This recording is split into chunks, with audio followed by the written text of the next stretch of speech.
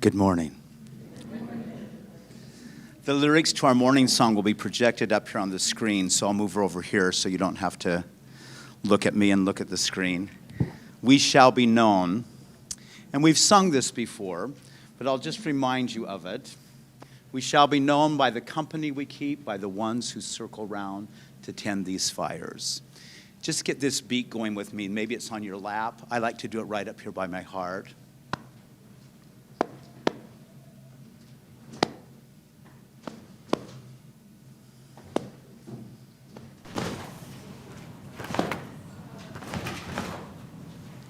We shall be known by the company we keep, by the ones who circle round to tend these fires. We shall be known by the ones who sow and reap the seeds of change, thick running deep within the earth. Let's try that again. Got that beat going? And we shall be known by the company we keep, by the ones who circle round to tend these fires. And we shall be known by the ones who sow and reap the seeds of change alive from deep within the earth. Let's go to the next slide. It is time now. It is time now that we thrive. It is time we lead ourselves into the well. It is time now. What a time to be alive. In this great turning we shall learn to lead in love. In this great turning we shall learn to lead in love. Let's try that chorus one more time. It's kind of hard to keep a beat going, huh? Let's just do that a minute.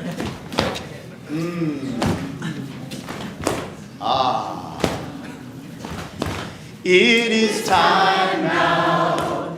It is time now that we thrive. It is time we lead ourselves into the well. It is time now.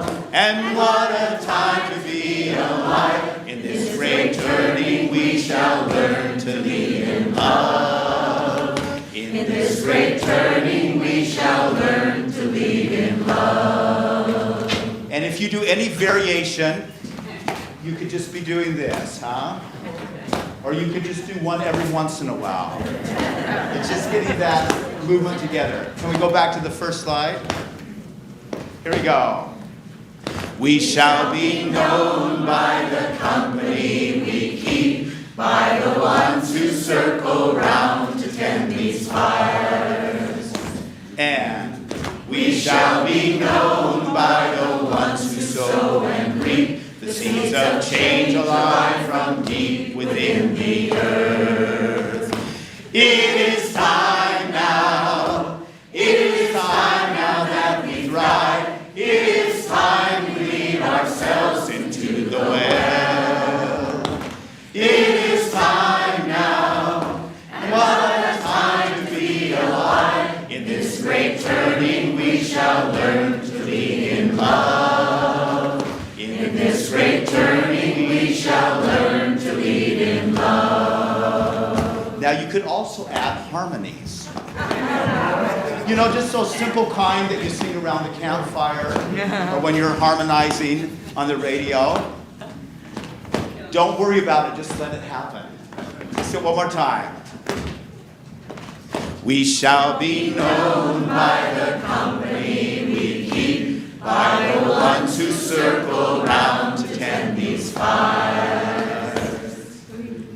We shall be known by the ones who sow and reap the seeds of change alive from deep within the earth. It is time now. It is time now that we thrive. It is time to lead ourselves into the well.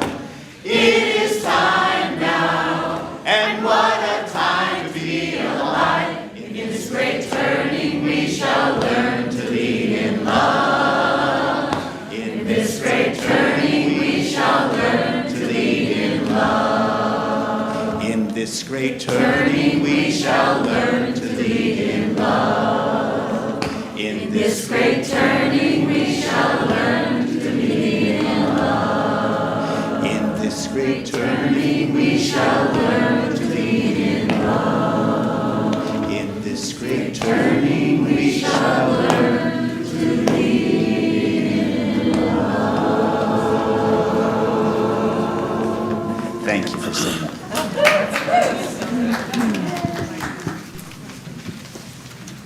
Good morning. Welcome to the Olympia UU congregation. This community envisions an interconnected world that is loving, just, and healthy. We commit to live out our mission to welcome and wonder, embrace and empower, bridge and become. Thank you for joining us today. My name is Alicia Seegers Martinelli, and I use she, her pronouns. I am a member of the worship arts team. Leading worship with me today is our minister, Reverend Mary Geer, and our music director, Troy Fisher. Here's a few things that you should know about our service today. We are streaming live on Zoom and YouTube, and the service is being recorded. For those of us here in the sanctuary, you can see subtitles on the screen. We are a multi-generational community, and we value all of our young ones. Kids, babies, and teens are all welcome here. We have fluffy chairs in front, so you can be almost as comfortable as those online. And there is also nursery care and a story time program for children in the classroom wing. We are grateful for the many hands that helped make worship happen today. Thank you to the ushers and the greeters, the kitchen crew, and all those who contribute in so many ways. After the service, everyone will have a chance to discuss reflection questions from Reverend Mary. For those online, we invite you to go into a breakout room for a virtual coffee chat. And for those in person, please feel free to stay for coffee and fellowship in the Commons. The Capital Campaign Committee has cupcakes to share in gratitude for a successful campaign.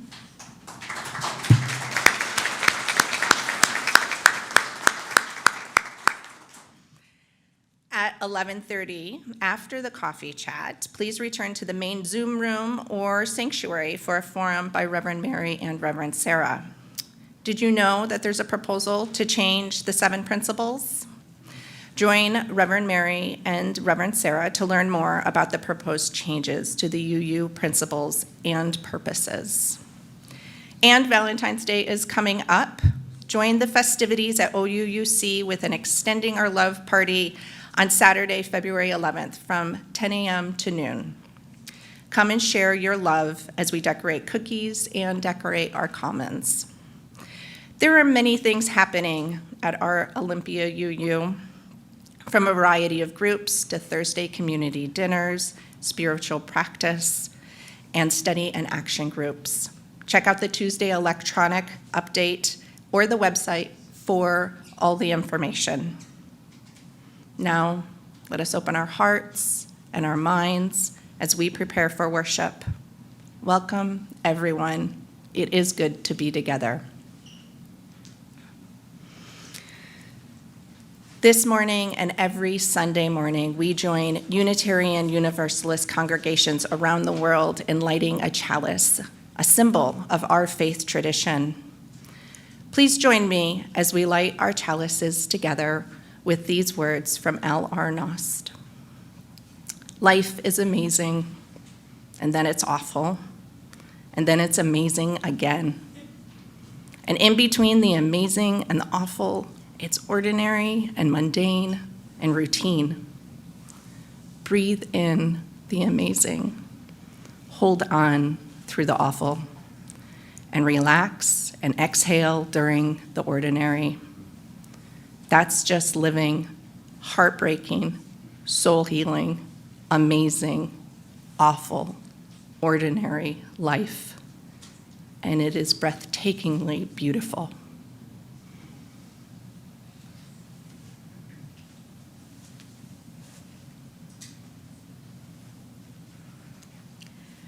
Good morning.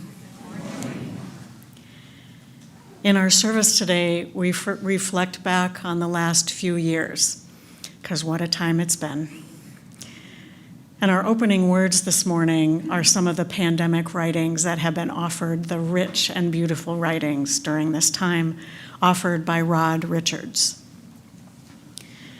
We who gather here in this tender and anxious and confusing time, we have been awash in a sea of information and misinformation and disinformation.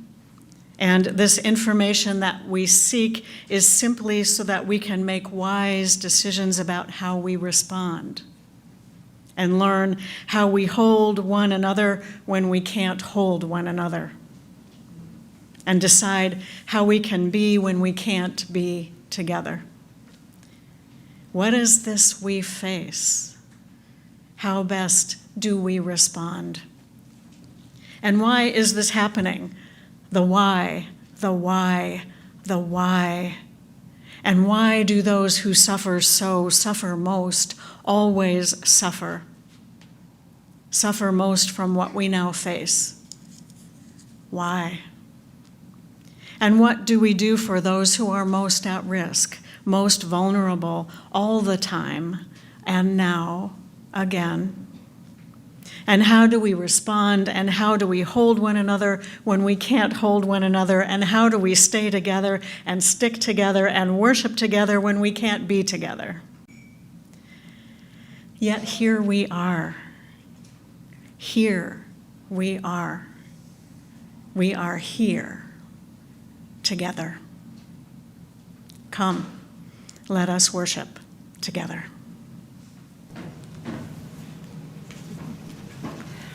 Let's sing together again out of the Teal Hymn Book, hymn number 1074, Harry Belafonte's Turn the World Around. I invite you to join in fun and standing or sitting, whichever you prefer. Let's have some fun singing this.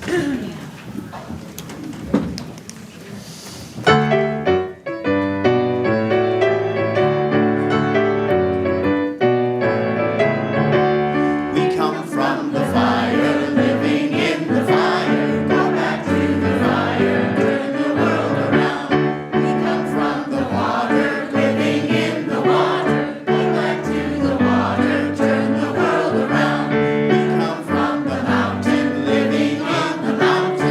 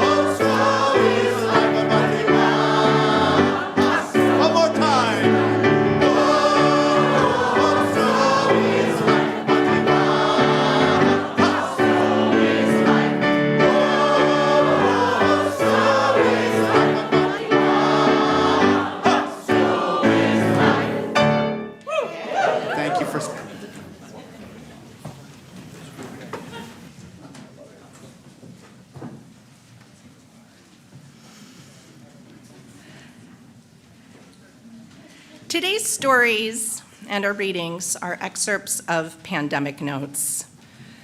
Pandemic Notes is an account of a family of 4 during the early days of the coronavirus pandemic.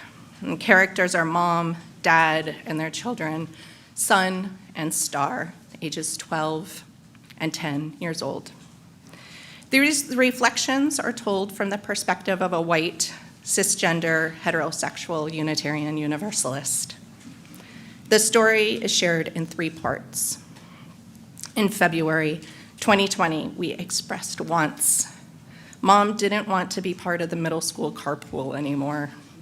Star wanted mom to grow her hair longer, and Son didn't want to go on the family vacation for spring break. These wishes came true as the nightmare of the coronavirus pandemic blanketed our world. Friday, March 13th, 2020, the news strikes that schools are canceled for at least 6 weeks. Star teacher writes, "Congratulations, you're now all homeschooling your children." Dad does not think this is funny. Monday, March 16th, we call this day number 1, first day of no school. Mom is off to the office. Dad is off to homeschooling. Day 5, Son is sick of hearing about flattening the curve. Day 6, we have a picnic with Nana and Papa in their yard, and Mom breaks the rules and gives Nana a hug. Day 8, the governor implements a stay safe, stay at home order and says this is not a time for sleepovers. Things get easier in a way. The kids no longer ask for play dates because the governor said no. Day 10, the stay-at-home order goes into effect and Mom moves her office home. Day 16, today is Grandpa's virtual retirement party. The family celebrates with a video get-together. And on a similar note, Mom learns that Zoom bombing is a thing. Day 22. The governor announces that kids are not going back to school for the remainder of the year. What will we do? Day 23, tensions are high. Day 24, Nana and Papa come by to pick up Son and Star for a walk. Since hugging is not allowed, they've invented a new greeting. Elbow, elbow, foot, foot, hip.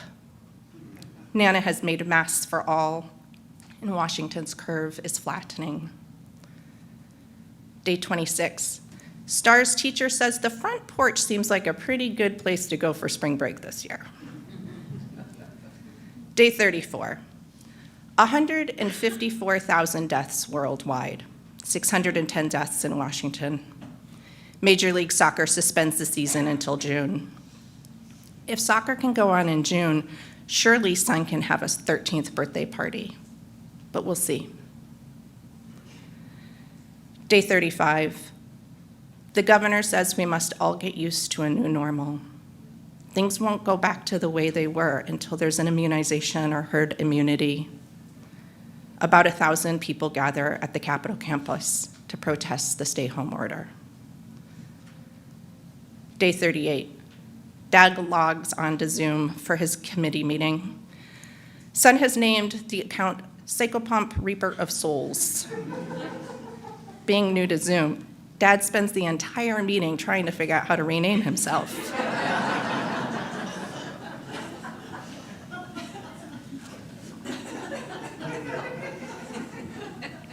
Day 44. We must be getting used to this. The days pass, we have schedules and pretty good attitudes. Mom and Dad take their daily walk. Star builds a fort in the living room, and Son plays D&D with his OUUC friends. Day 45. Mom and Dad tell Star that we are getting a dog, to which Star replies that they are living a dream. Star is so happy, but also afraid they'll wake up and have really rude parents again who do not want a dog. Day 46. It's May Day. The governor extends the stay-home order again, this time through the end of May. May 1st protests occur downtown. and protests against the governor's COVID orders take place at the Capitol campus, and people show with automatic rifles. Day 47. Confirmed U.S. cases of coronavirus now exceed 1.1 million, with more than 65,000 reported deaths. 30 million have applied for unemployment. Day 48. Reverend Mary speaks of thresholds.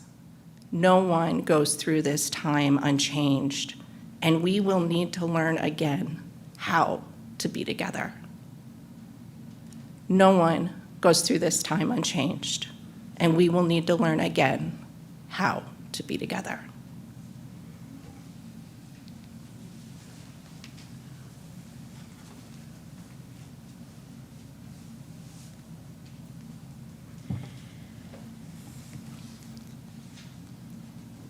When Alicia first shared her idea for this service with me, I was thrilled to be in collaboration to co-create a meaningful experience, a reflection on these past years.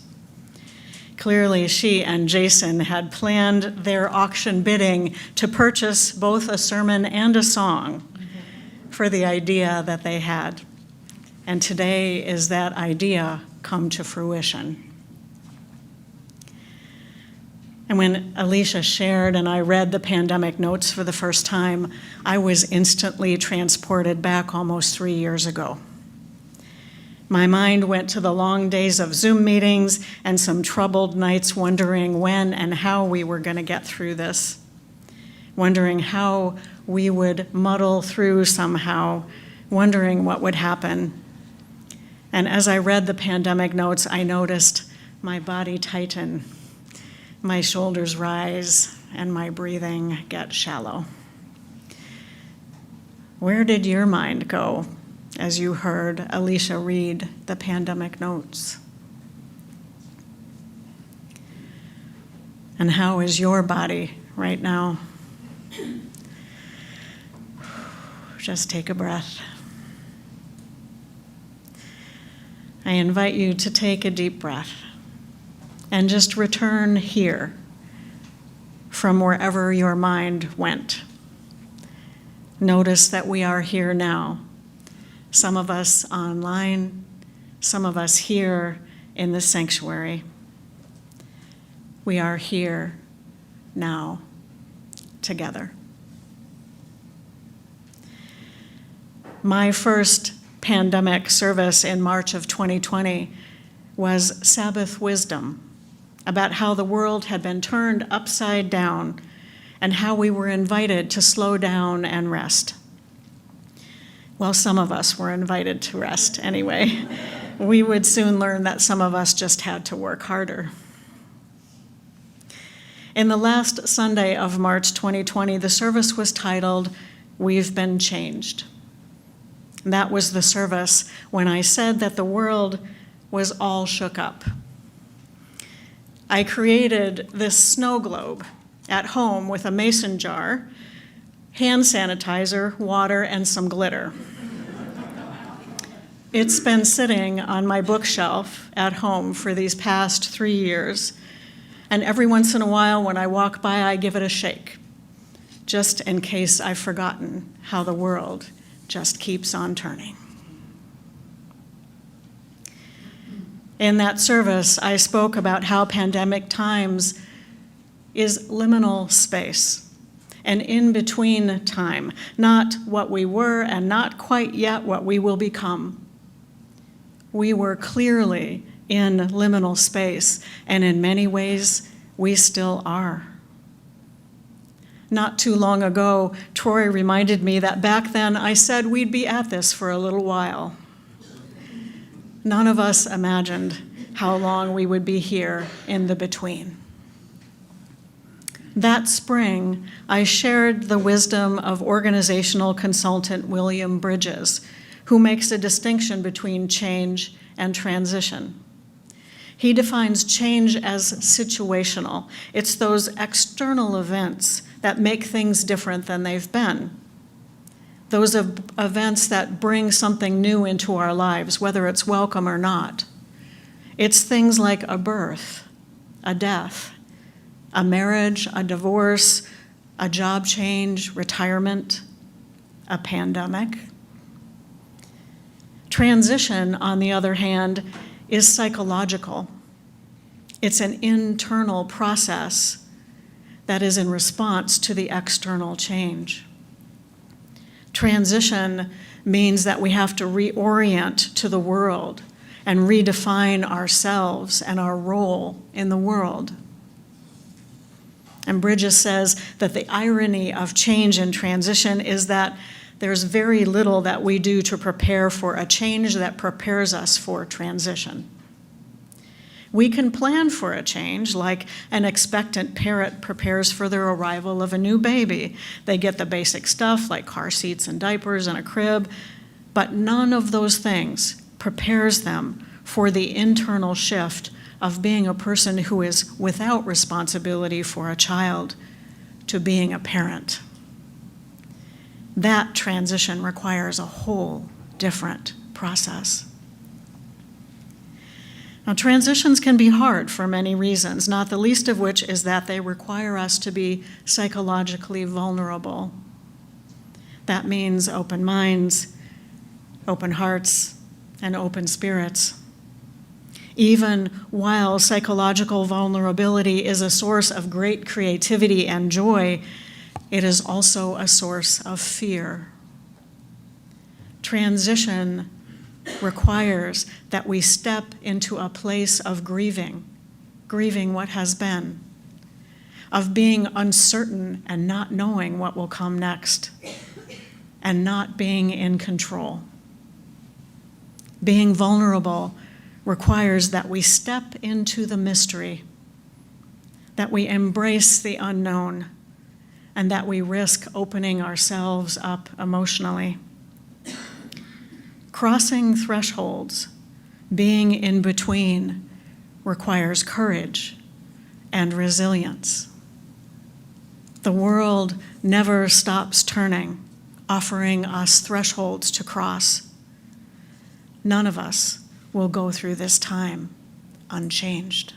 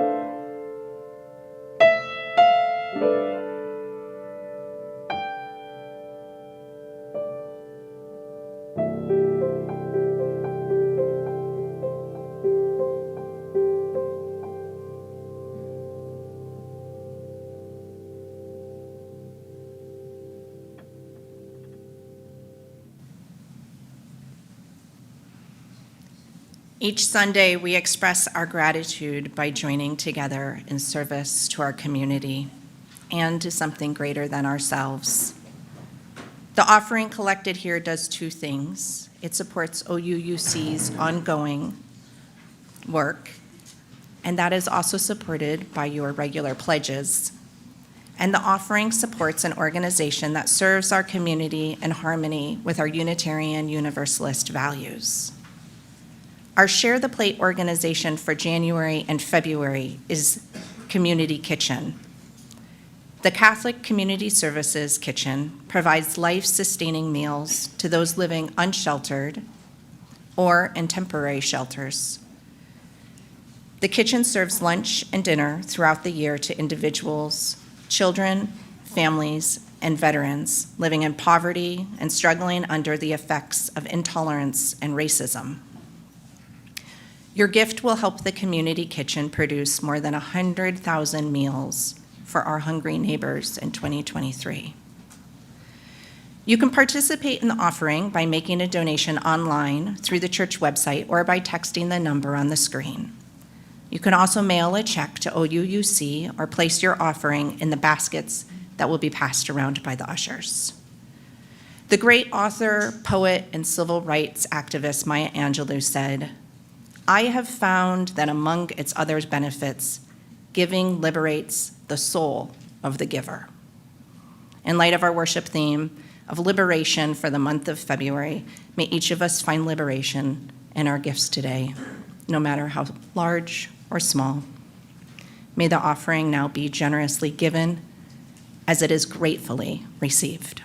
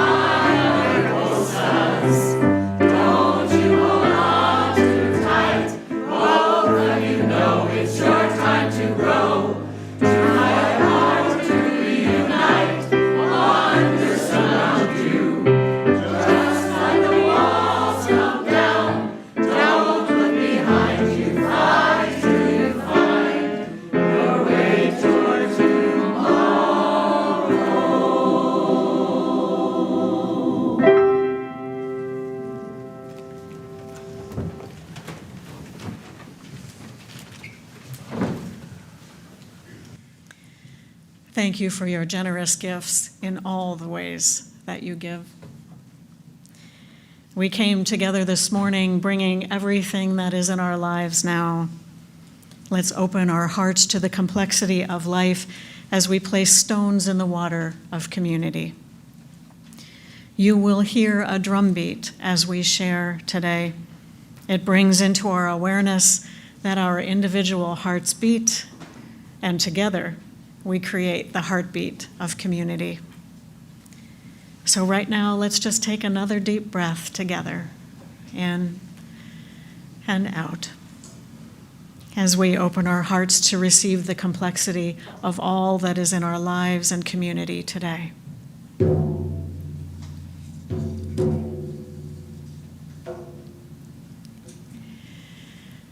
This sharing is from Margaret Knudsen. Margaret says, I am saddened to share that my dear spouse of nearly 53 years, Jim, is now on hospice. We have had wonderful support from family, friends, and you, our faith community, since 1971. We deeply appreciate all the work so many of you have done to keep OUUC relevant and thriving. Jim and Margaret, we send you our love and care as you move into this next phase of life. We will accompany both of you with our love. And Janet Spencer shares that her vacation cruise last week wasn't exactly what she planned because she got COVID in the first few days. She spent most of the cruise in a stateroom in quarantine. She is feeling better and was on her way home to Olympia last evening. Janet, may your healing continue, and we look forward to seeing you soon. And now for those online, I invite you to share from your heart by entering in the chat. This is a time to share all that you wish, joys and sorrows and everything in between. Those in the sanctuary will be able to see your sharing on the screen. And for those in person today, I invite you to come forward if there's something you'd like to bring in community. You may place a stone in the water as you hold your sharing in your heart. It works easiest if you come up this way and return through the center. So let's hear the heartbeat of our community and reach out our hearts in love and care to all those who share today.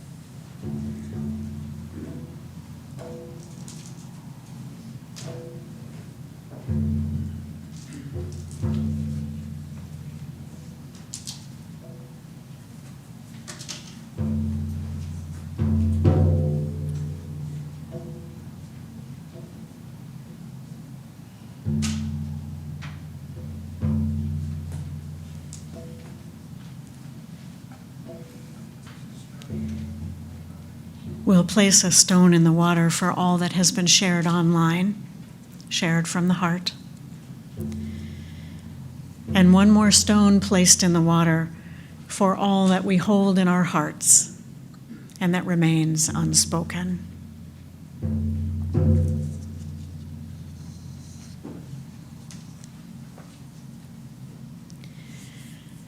Last February, I led a service of lamentation that offered us the chance to mourn together all of the losses that we've suffered during COVID. And in that service, we howled together.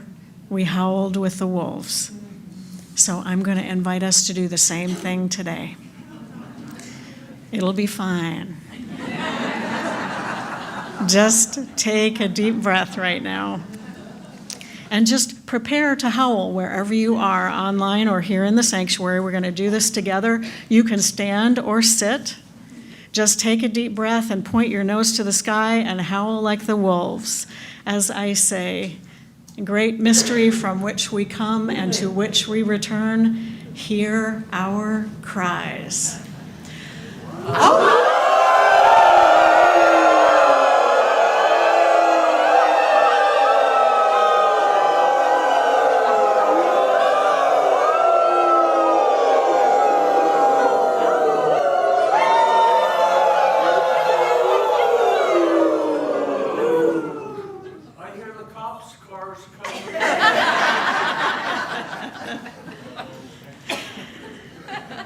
Great mystery from which we come and to which we return. Hear our cries. We cry out in grief and in sorrow and maybe even a little bit of just relief. We lament the losses of people, of dreams, of the future we imagined. We remember all the losses that weigh so heavily on our hearts. Spirit of life and love, help us carry that weight with and for each other as we gather today and each day in community.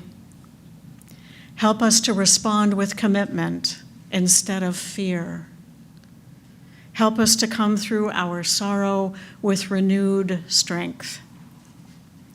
Help us to move through uncertainty with a reinvigorated sense that we can create a world that is more loving, just, and healthy. A world of purpose and equity. A world of love for every heart that beats, starting with our own. Spirit of life, come to us. Remind us to breathe. While we have life, may we use our power to create good for all. May this be so. Blessed be. Amen. Let's just be in silence for a moment together.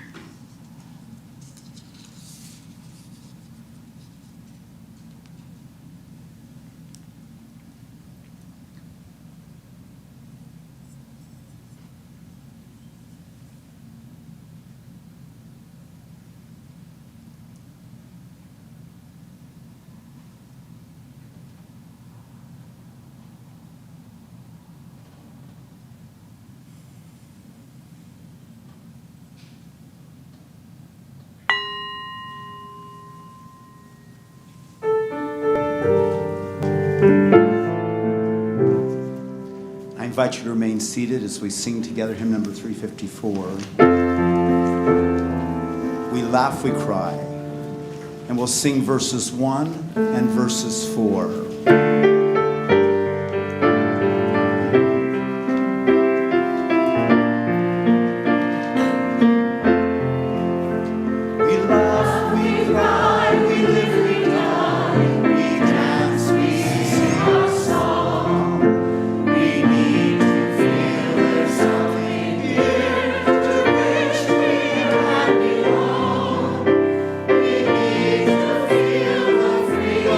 Just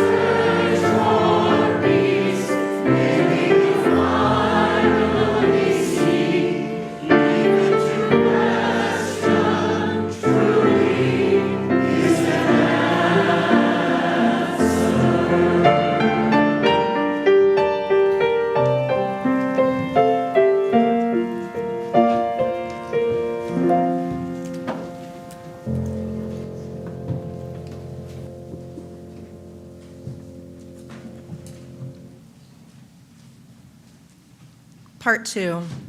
The reading from pandemic notes continues. Day 61. Dad wakes to the smell of rosemary potatoes cooking in the kitchen. Having sense of smell first thing in the morning makes him confident he does not have COVID-19 today. Deaths in Washington hit 1,000. Day 66. Washington State Employment Security Department announces millions lost in fraudulent unemployment claims. After a trip to the mailbox, Dad discovers his account is hacked and a claim filed in his name.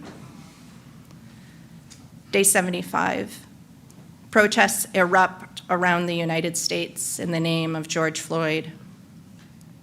Day 76. The kids' OUUC classes discuss race in the United States, and we go to bed with the sounds of protests and violence downtown. Day 77. It's a cool, clear day. Son practices gymnastics outside. Star bikes around the Capitol campus. Mom and Dad go on their walks. We don't do them in fear, our white, privileged life. Day 80. We celebrate Son's 13th birthday with Nana and Papa and lots of sushi. Day 81. Black Lives Matter protests continue, and a litany of leaders say white supremacy and systemic racism is real. Airplanes circle overhead. Day 89. Black Lives Matter protesters march down Capitol Boulevard. Spectators are on the sidewalk cheering them on. Tears flow from Mom's eyes. Star makes a BLM sign for the window. Day 92, last day of school. Day 112. A CNN headline reads, "Doctors say the United States is in a free fall as 32 states struggle with higher COVID infection." Day 122. Grandpa has COVID-19. He's had a fever for the past 5 days. He's admitted to the hospital. We are scared. And we hope. Day 128, Grandpa is worse, then better, then worse, off oxygen, on oxygen. BLM protests grow in cities throughout the country. Day 135, today the United States surpasses 150,000 COVID-19 deaths. Olympia School District announces no in-person classes in the fall. Day 136. Grandpa has returned home from the hospital. Dad speaks to him on the phone, and although he will continue to rely on oxygen, he sounds chipper. Mom thinks his good mood is odd, to which Dad replies, "Grandpa was just on death's door only a few days earlier. He's gotta be happy." Day 152. The Washington Post reports that during this pandemic, demand for dogs is so high that shelters and breeders are running out. Day 158. Son shares a fun fact when camping. If you try to blow the fire off a marshmallow with a mask on, it does not work.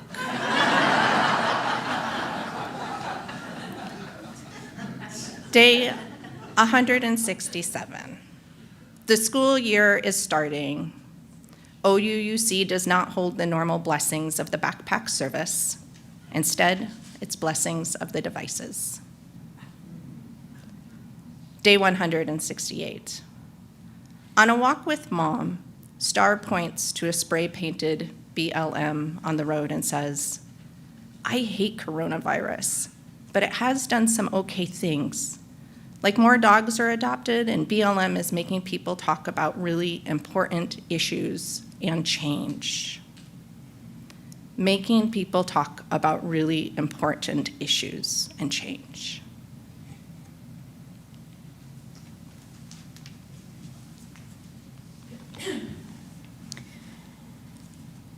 On May 25th, 2020, George Floyd was murdered by police officers who suspected Floyd of using a counterfeit $20 bill to buy cigarettes.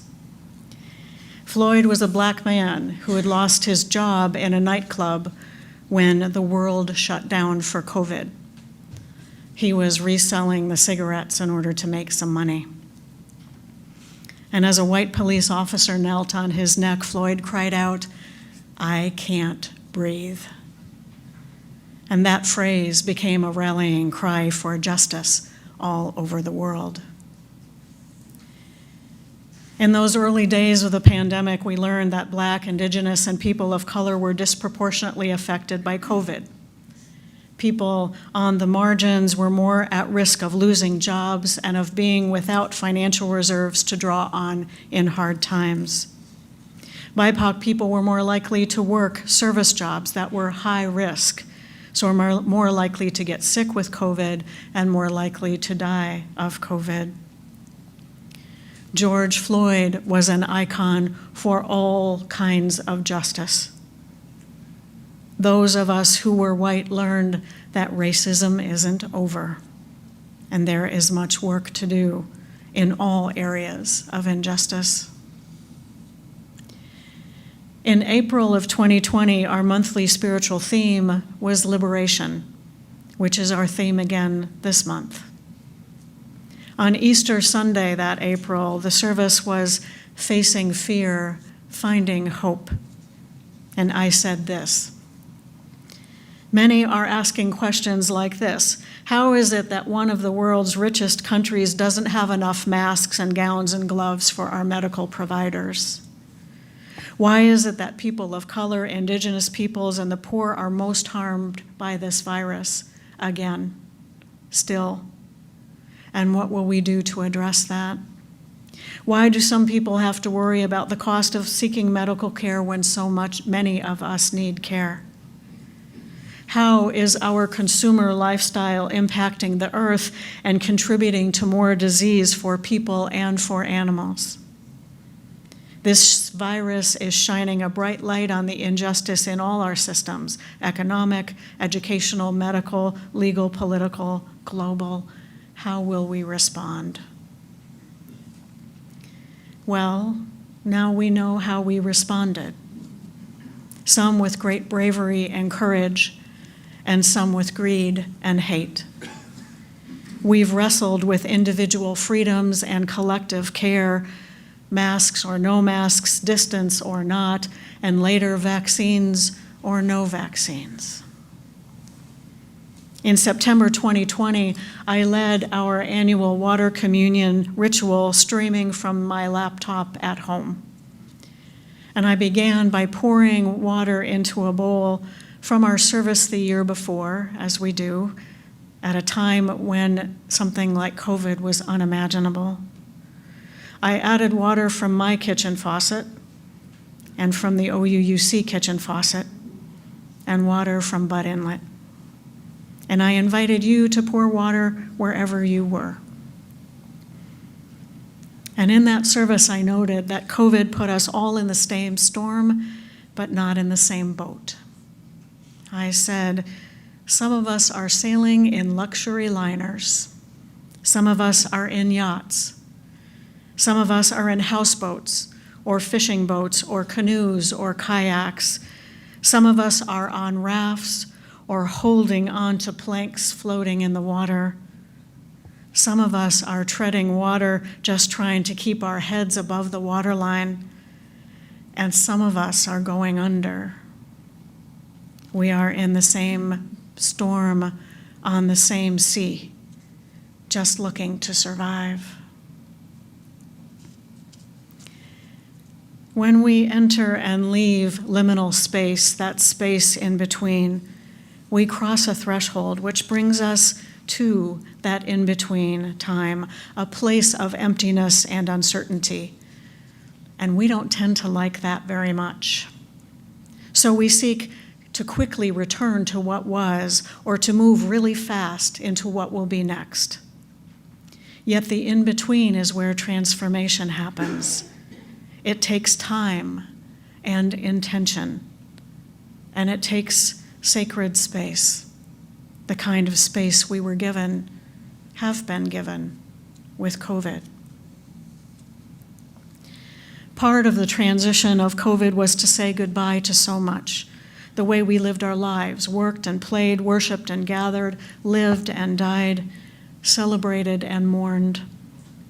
Some of us also said goodbye to a view of America that we cherished, an idea that we held onto. Some of us said goodbye to a country that held liberty and justice for all as our aspiration. COVID laid bare so much of what we assumed and took for granted. And the irony is that COVID has also done some okay things, like making people talk about a really important issue and change. Transformation is not easy. Just ask a caterpillar. We step into the unknown. The outcome is never guaranteed. And we have to do it to grow, and we grow to survive.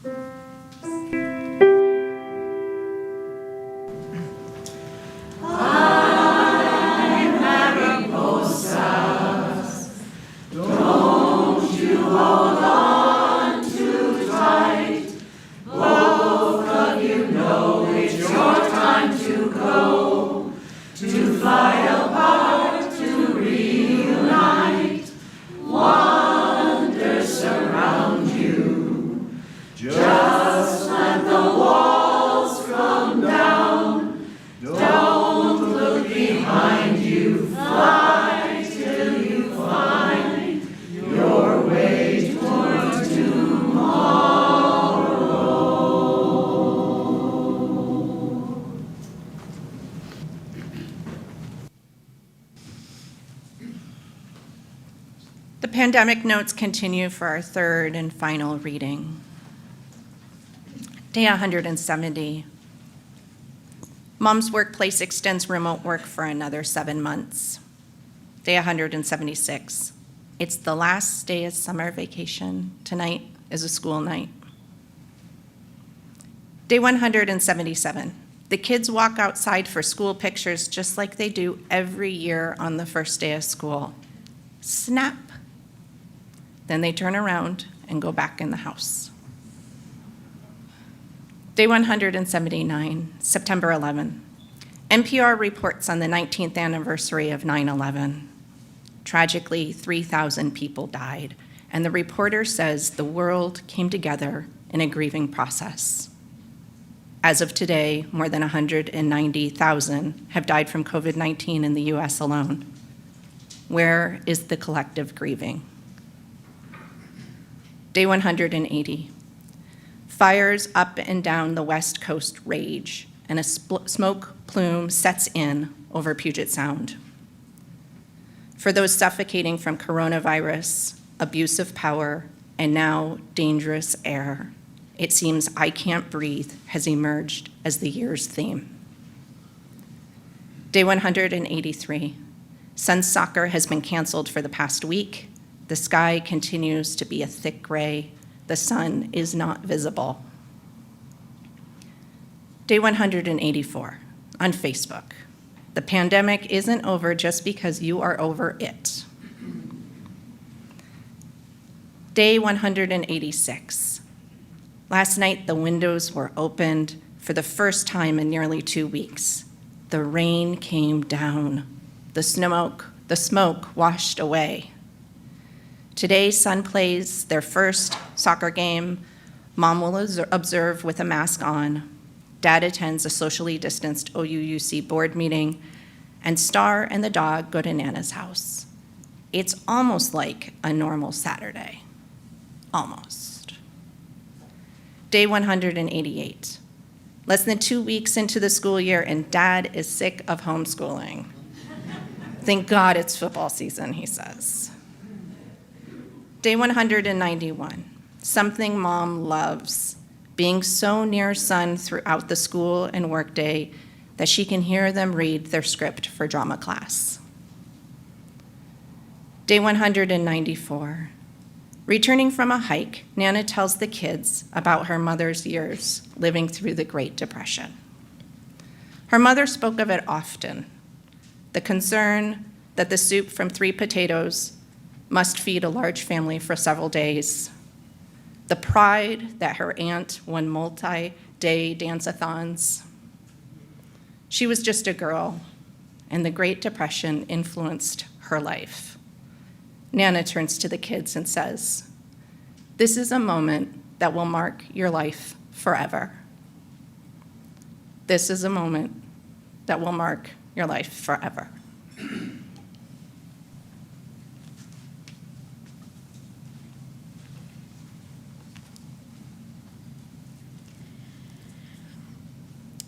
Early on in COVID, I wrote new words for our newly online services, which began with, "We are leading worship from several locations today."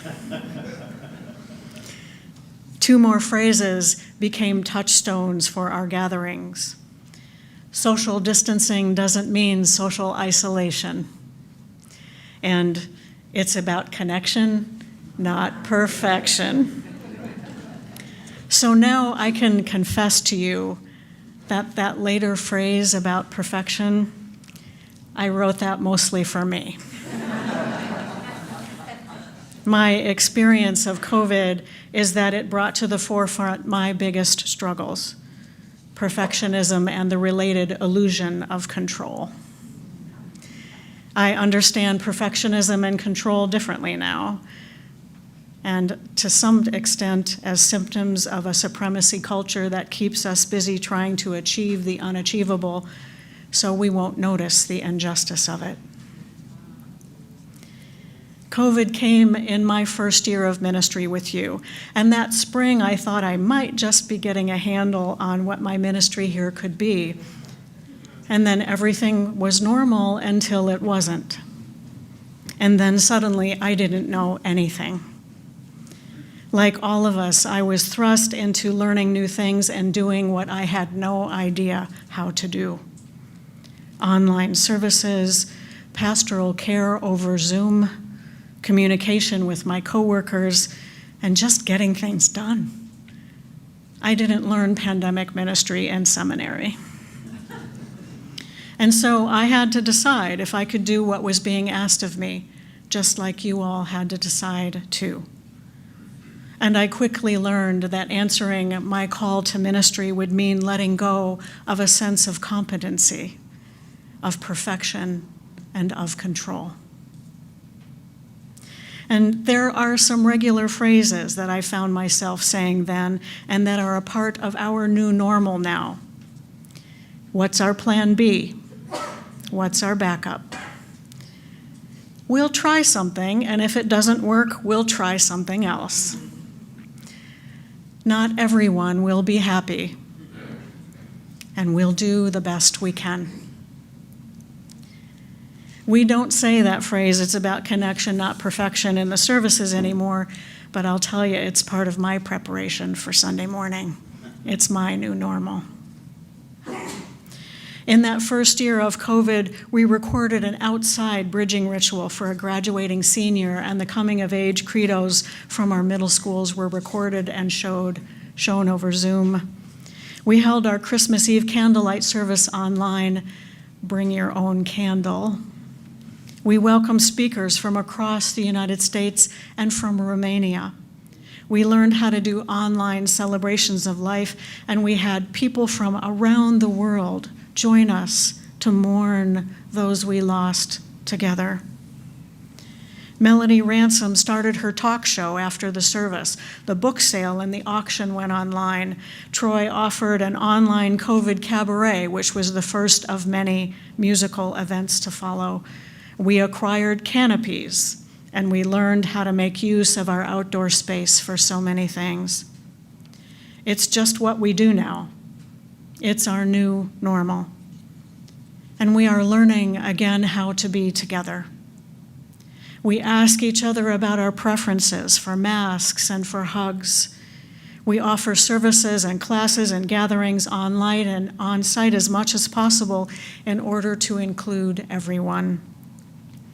We practice together the skills for calming our bodies and our minds. body scanning, breathing, singing, and howling like wolves. And our new normal also includes the old injustices. Not long ago, Tyree Nichols was beaten to death by police. Black, brown, and indigenous peoples are still more at risk for all kinds of harm, including the impact of climate chaos. Our democracy is still at risk, and injustice still calls us to action. We are now beginning to emerge from this pandemic time. And so as we emerge, we have a choice. We can rush to return to the way things were, or we can act in a way that grows our capacity to embody a world that is just, loving, and healthy. We can embody a world that is just and liberated. We can put this liminal time behind us as quickly as possible and forge ahead, or we can learn the lessons that we are being offered and make meaning from this experience.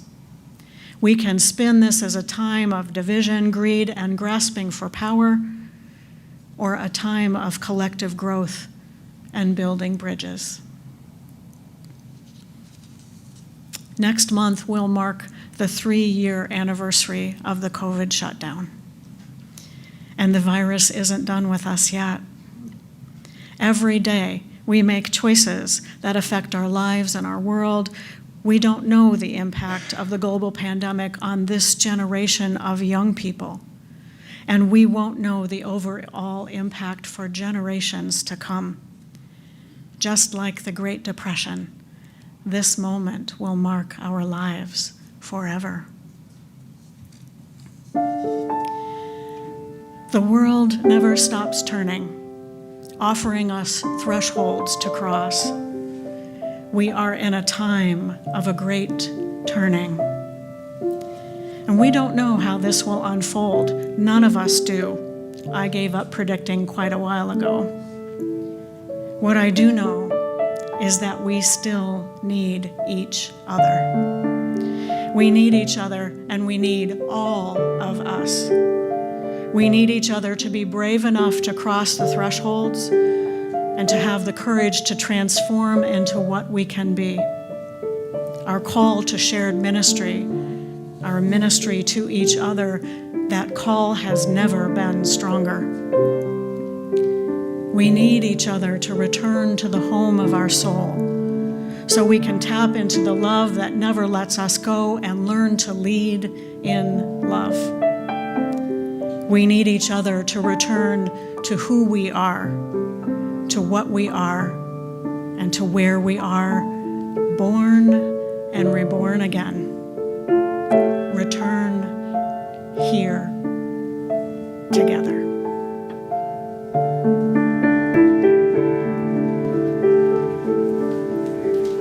Join me in singing We Return Again. The lyrics are posted up on the screen, so you don't have to open the book.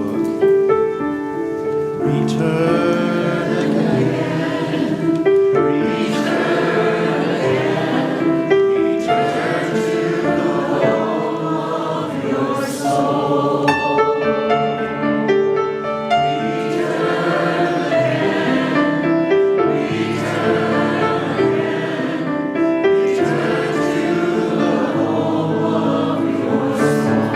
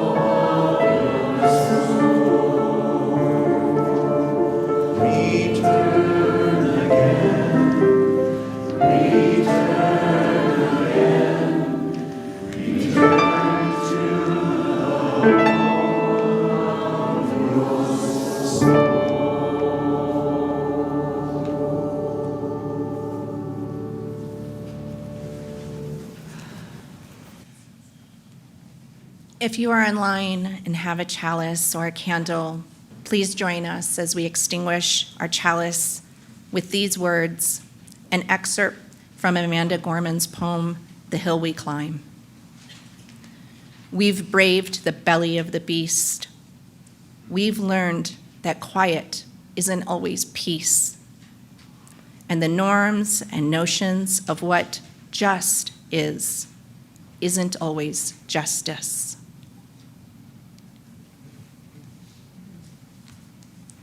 And yet the dawn was ours before we knew it.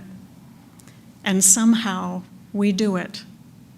Somehow we weathered and witnessed a nation that isn't broken, but simply unfinished. May we move into this day knowing that we have been changed and we are not alone. Let's sing together our unison benediction.